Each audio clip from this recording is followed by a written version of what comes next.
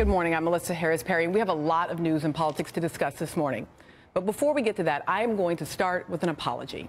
Last Sunday, we invited a panel of comedians for a year in review program. It's what we call our Look Back and Laughter.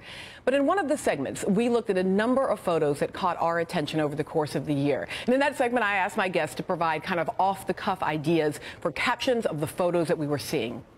Among the images we aired was one of the Romney family that showed Governor Mitt Romney's grandchildren, including his adopted grandson, who is African American.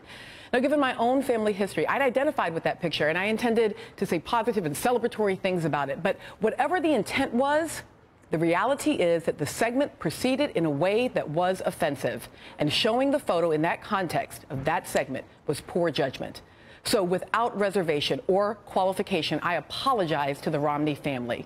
Adults who enter into public life implicitly consent to having less privacy, but their families, and especially their children, should not be treated callously or thoughtlessly. My intention was not malicious, but I broke the ground rule that families are off limits, and for that I am sorry. Also, allow me to apologize to other families formed through transracial adoption, because I am deeply sorry that we suggested that interracial families are in any way funny or deserving of ridicule.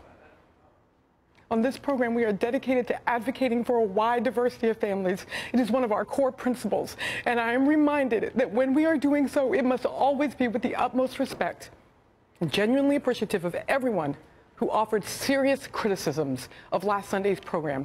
And I am reminded that our fiercest critics can sometimes be our best teachers.